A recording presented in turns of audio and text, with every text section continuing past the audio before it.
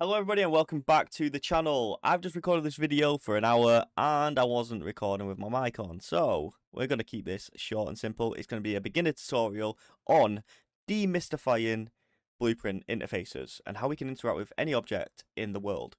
I'm going to show you what they are, how to set them up, what they can do and why you should use them. It's going to be a really important video for beginners and maybe for some advanced users as well. So let's not waste any more time. Let's get started. So what is a blueprint interface? A blueprint interface is basically a communication system between two actors. So we have our character here and we want to communicate with this round thing. We'll call this a door, yeah? Imagine this was a door. So we want to go around, we go up to this, we want to press a key, for example the F key, and we want to open this door. How do we do this? We need to communicate. Usually what you would do is fire off an invisible line from the character forward, see if we hit something, and then we cast to it. Well, casting isn't performant, and you have to remake that casting code for every single item that you want to interact with. So you would have to make a custom thing for the door, a custom thing for picking up a weapon, etc, etc, etc. Okay? We don't want to do that. We want to do it the proper way, the professional way, and that's what we're going to do today. So let's set up this blueprint interface. We're going to go to the content folder, we're going to right click, and we're going to go to blueprints. Click blueprint interface and rename this BPI_interact. Like this. BPI stands for blueprint interface, obviously. I always like to abbreviate everything so I don't get confused. Now what we're going to do is open this up, and here it is. It says new function, and here it says new function. We want to rename this. We're going to rename this F_interact, like this. This is a read-only blueprint. We can't actually do anything in here. It's just for communication, basically. Now, what do we need to do? Well, we need to add this to our character and to any objects that we want to interact with. So I'm going to drag a couple of objects out. Imagine this was, I don't know, a slice of cheese. Yeah, this is a massive slice of cheese. If we've got anything else in here, let's just drag this out. This can be our door, like this. Okay. Now imagine we wanted to pick up this slice of cheese, or we wanted to open this door. How would we do that? Well, we'd press F, like I said a minute ago, shoot our line trace, and see if we can interact with it. Now, we can't just do this directly to an object. Like, if we go to here, we can't, because it's just a static mesh. We have to actually make a blueprint. So, we're going to right-click, and go to blueprint class, go to actor, and rename this BP_, I don't know, cheese. I don't know why I'm using cheese, but you know, this can be a block of cheese. And you know what? Actually, we'll go one step ahead. We'll make this look pretty good. Let's just go to Fab. I'm just gonna get a block of cheese quickly, and I'll fast forward the video.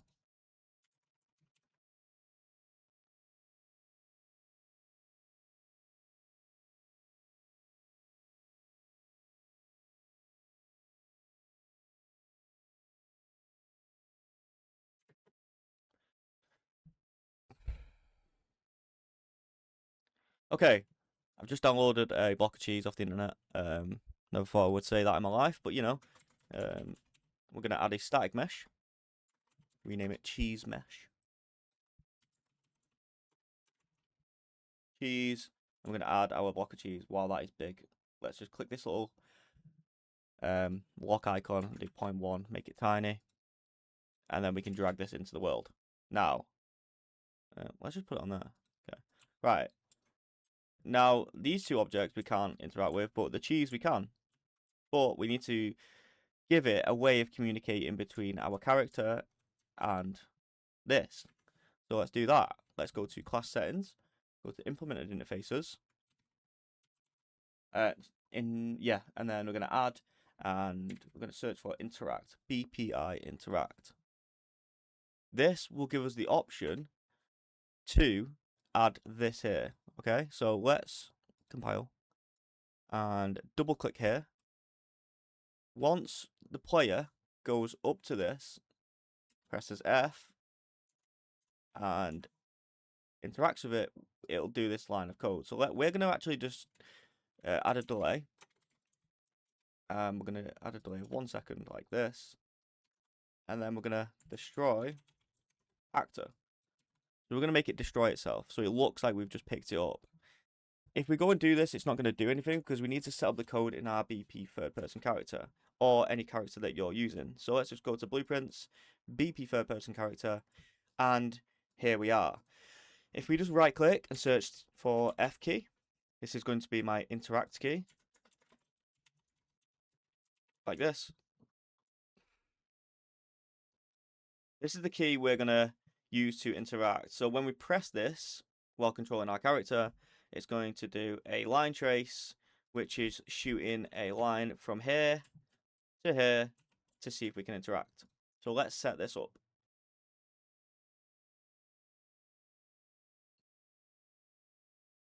So just drag out of here, search for line trace by channel, and it's asking us some questions. I just see the inputs as questions usually. Obviously, some of them don't need to be answered, but the start and the end do need to be answered in this case. So it's asking us, where do you want this line trace to start? Well, we want it to start probably here, where the camera is. I'm going to shoot forward like this and see if we hit anything. So how do we do that? We get the follow camera and we get the world location. Get world location just like this. This can go straight into there because we're starting the line trace from here. Then we're going to need to know the way we're facing. Sorry, I'm just search direction randomly. What was I going to search for? Forward vector. Get forward vector. This is the way our character is the camera is facing, sorry. So currently we are facing in the x-axis, so it's going to shoot this way. Right? Now, this start location, like the world location and the forward vector is the same place. We have no range on our line trace, so it's going to stay in the same spot. It's not going to work. We need to actually add some range. So let's just click this, and we're going to search for multiply. So I'll just drag out and search for multiply. We're going to right click, change this to a float, and then add 500 units. Now, you would think that we can just add this into here. Well, no, because we need to add these two together first. So we're just going to add like this, and like this. Now we have our follow camera. And we're getting the world location of the follow camera. We're checking which direction. 1 second. Direction. Which direction we're facing. We're adding some range to the line trace. We're adding these two together. And then that is going to be our end. Let's go and draw the debug type to duration and change it to 3 seconds. So it'll show on our screen, but not in game. It'll show in the editor, but not in game.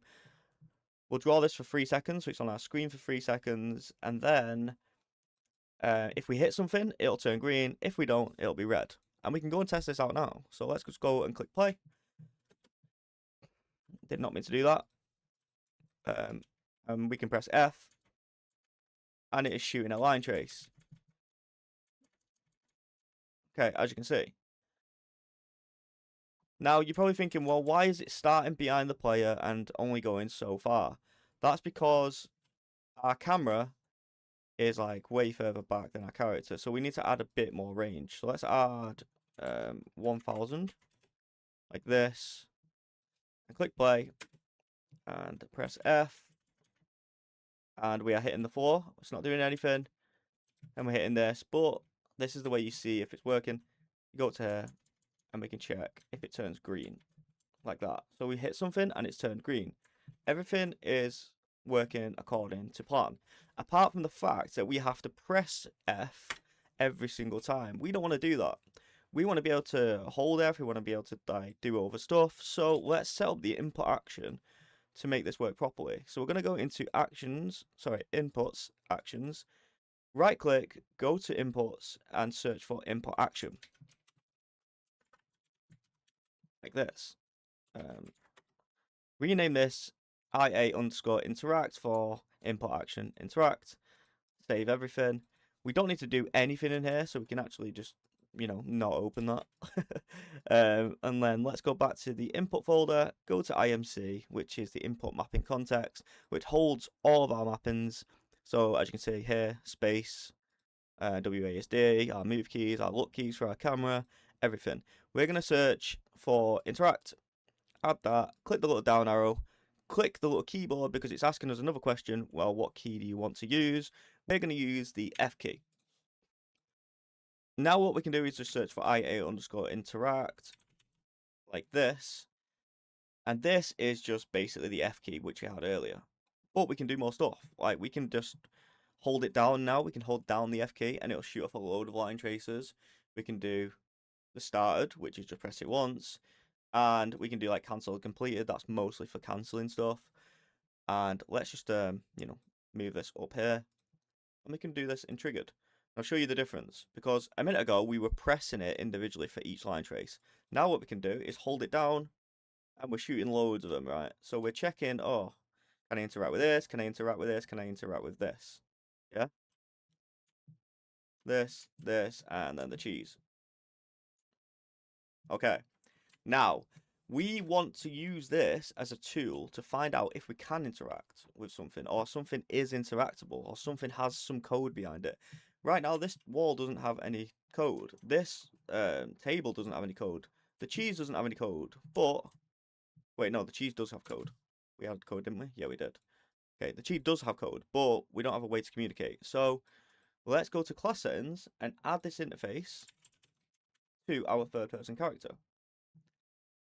Sweet. Now, we can compile, we can save, and click play. And let's see if anything happens. We did hit it. It has got the interface. We have got the interface. But we're never calling this interact. So let's go and add that. So when we hit something, we can actually drag out of out hit and break the hit result like this. And this will give us so many options. Like, we can see where it starts, the name, the actor. Like, literally, there's just so many, like, endless possibilities with this. But the thing we're just going to use hit actor. And then out of hit actor, we're going to check, does implement.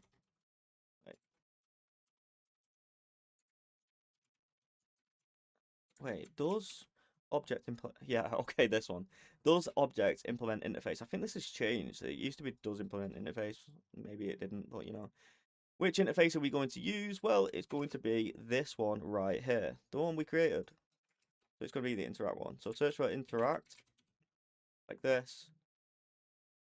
And then what else do we need to do? We're going to check if it's hit something by adding a branch. So we can just drag out of here and click B on your keyboard, or search for branch, like this, that one there. Then out of true, we're going to add another branch, like this. And the condition is going to be as long as it does. So what have we just done? We're checking if it's hit something. And if we have hit something, we then just need to double check that it has the interface. Does the cheese have the interface? Yes, it does, because we added it before. That's why blueprint interfaces are so powerful. It's kind of like a walkie-talkie. We're checking if we've got signal on the other end, basically. We can actually minimize all this and highlight everything, press C, and I'm just going to rename this line trace. Did I just name that tract? Line trace.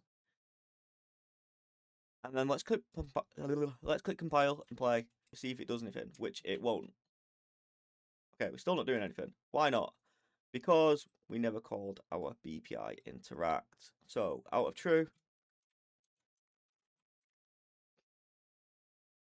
we're going to call our interact here, which basically uses one end of the walkie-talkie to another end of the walkie-talkie here and tells it to fire this line of code here. So once we actually go into the game, this should Now destroy the cheese, like we're picking it up. Hello? So it doesn't seem to be doing anything. So what can we do here? We're going to drag out a false, search for print string, and search for... no, we're going to type in not... Oh, no. Doesn't... I don't know. Not interactable. Like this. And this will print on our screen that it's not interactable if it's not. So let's just test this. Not interactable. Not interactable. And then if we go over to here, still not interactable. But now, we are hitting the cheese. And we should probably print is interactable. So is interactable, and we'll change this one to, I don't know, green. Like that. And we can go test this. Oops. Not interactable, and then, yeah, is interactable. Right. Okay, right. I had a little feeling that it was this little weird thing here. This is the problem. We need to actually drag out of hit actor and just, you know, search for interact here.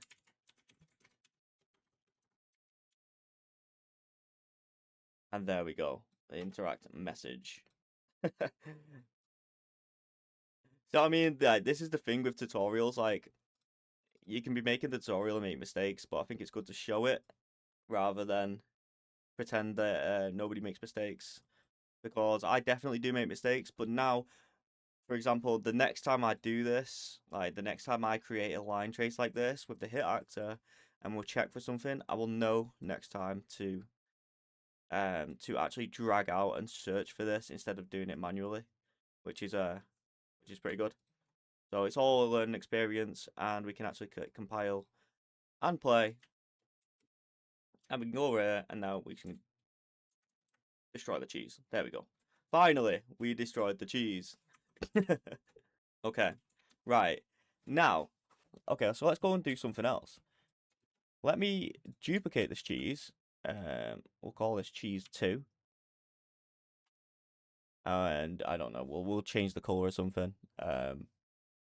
So the first one we destroyed it. Let's go and do this. We'll change it to a green cheese. And in here, what else can we do? Well, when we actually interact, we can get the mesh and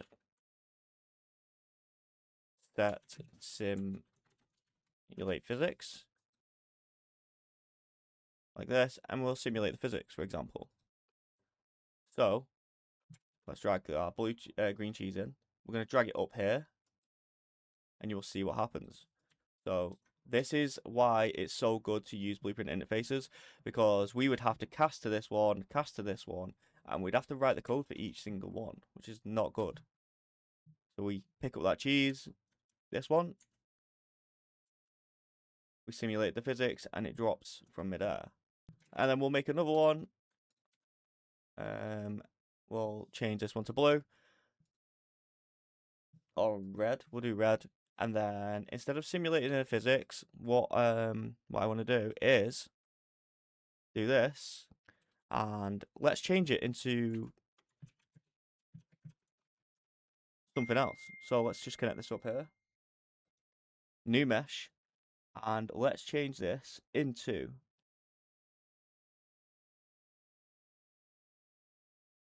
a question mark. No, we actually need to drag it into the world. There's the red cheese. So you can just see how fast this is. So as you can see, it's turned now into a question mark. This one, it'll still pick it up. This one, it'll do that and simulate the physics. So yeah, I think that's going to do it. I think this was an easy enough tutorial to follow along with. And we have learned some new stuff. Like, it doesn't always have to be cheese, just to let that be known. We can pick up, we can change the static mesh to something else. You can also change the color. You can make it rotate, or you can simulate the physics, just like this. So, just want to say a massive thank you to everybody who's watched the videos. Check out the Patreon for all of my project files. They are all on there. Have a nice day. I hope you had a nice Christmas, and I will catch you in the next one. Leave me a comment below. Let me know what you wanted me to make. I'll make it. Peace.